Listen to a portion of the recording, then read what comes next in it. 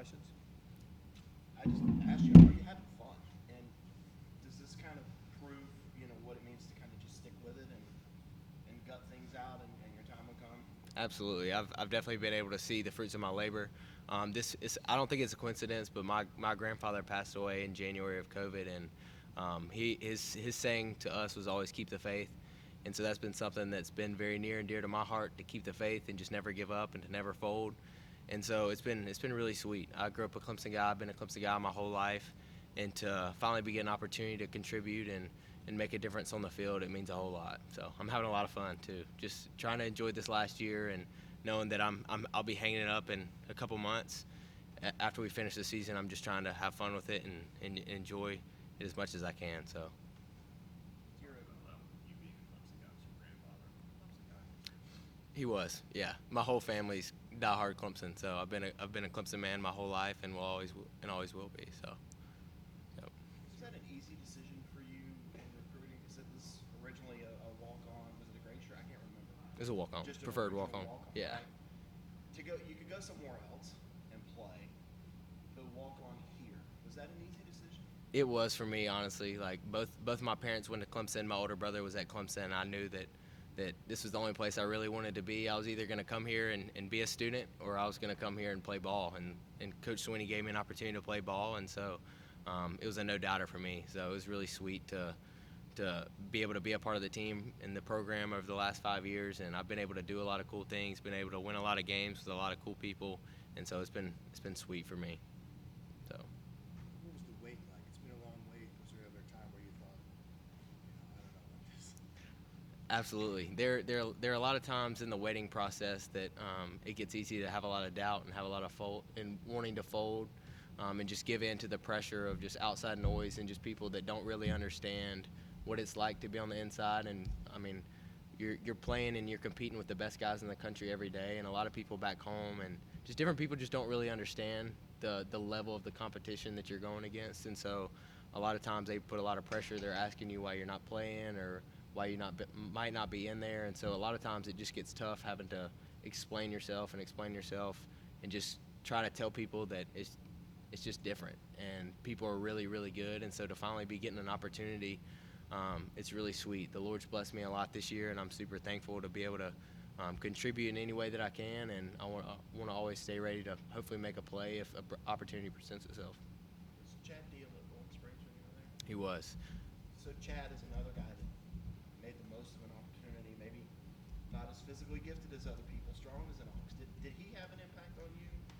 Absolutely. From day one, it's again. I believe that the Lord works in very mysterious ways. And when I got into high school, I was going into ninth grade. It was my ninth grade summer going into high school, and Chad Dill gets the job at Bowling Springs as the head strength coach. And from day one, we had a real close connection, and there was just something special between both of us. And so from day one, he believed in me.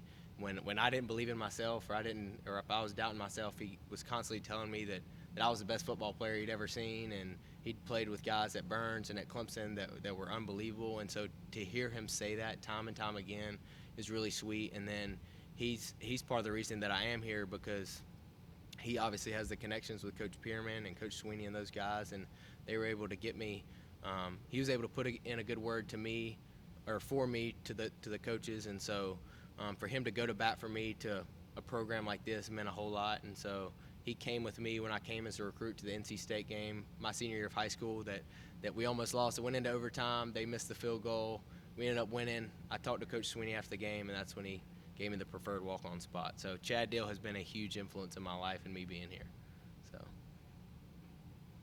guess as a walk-on, do you have to kind of accept the fact that you may never play, or is it if you always have that vision that I'm going to see the field at some point? There's always times when you have doubt, or when you just struggle to see the light at the end of the tunnel. But I think that's one of my greatest traits, is I always try to just keep the faith, like my grandpa would say, and just have faith that if the Lord wants me to be out there and on the field and playing, then that's ultimately what's going to happen. If I'm putting in the work, if I'm grinding, if I'm doing what I need to do on my part, I got to trust that if it's playing on the field, if it's impacting guys off the field, if it's just doing whatever, I want to contribute in any way that I can, on the field, off the field.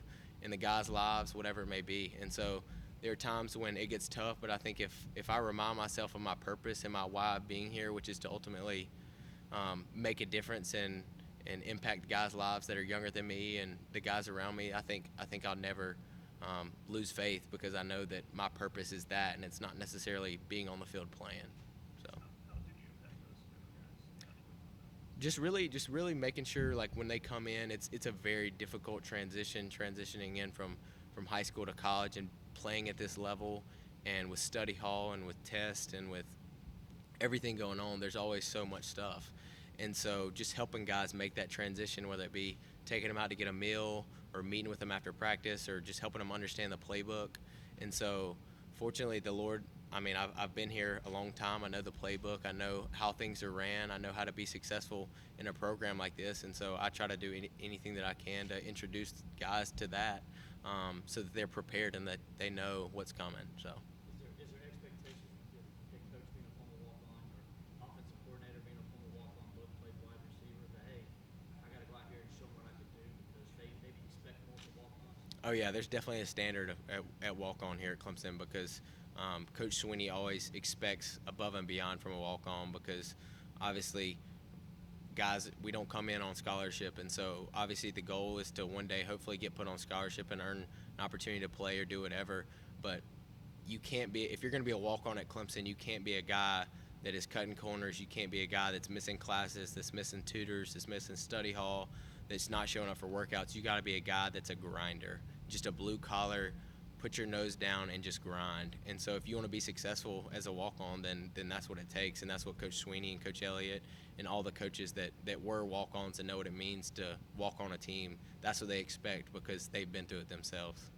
You can correct me if I'm wrong, but I'm watching you through the glasses a bit, and you get out on the field, and I saw you just kind of take it all in.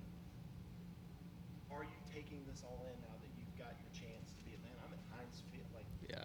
I'm out here playing, I'm contributing.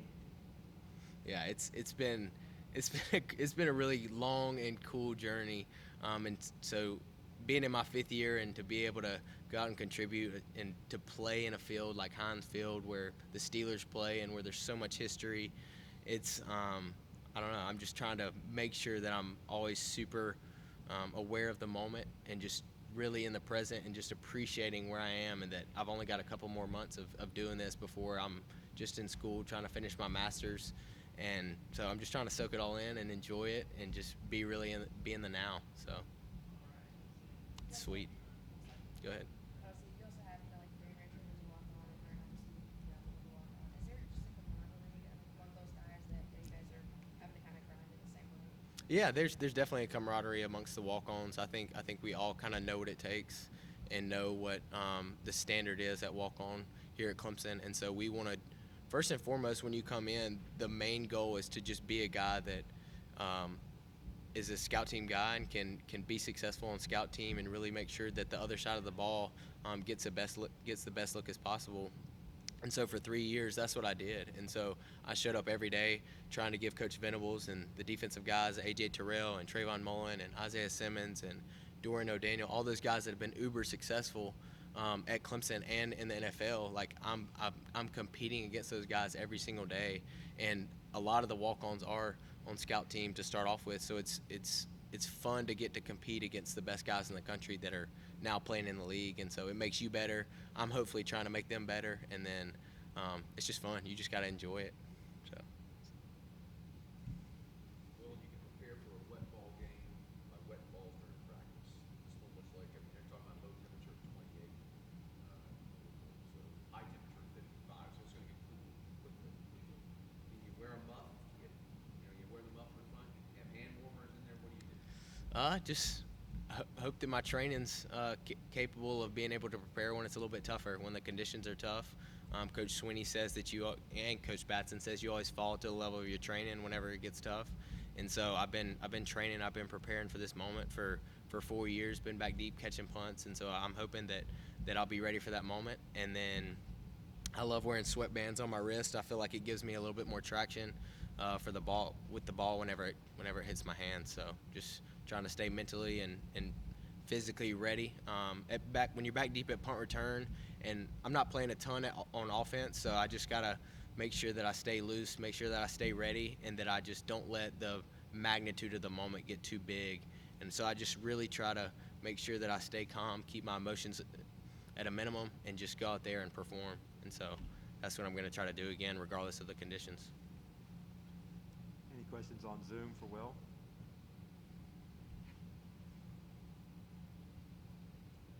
Any other questions here? Just in terms of your grandfather, you said keep the faith. So would you guys talk about what you were trying to get on the field at Clemson and what you were trying to accomplish at Clemson? Was that part of the conversation? Absolutely. I mean, from day one, his biggest goal was for me to come here and make a difference in the lives of people around me, and then to hopefully play. I mean, there were times when he would just want to call late at night and talk about what's going on with football. And I battled some hamstring issues when I was in my earlier days here, and so he'd always call me, telling me he was praying for me and pulling for me, regardless of if I play or if I don't play or if I'm healthy or not healthy. He was always going to be in my corner, pulling for me and cheering me on. So. So I guess when you do get on the field, I guess you're thinking about him and the fact that you kind of made it. And you A- just talk about that. Absolutely. I know he's up in heaven and he's enjoying it, and he's got a front row seat up there with the Lord, and just enjoying watching me get to fulfill my dream. So I know he's loving it.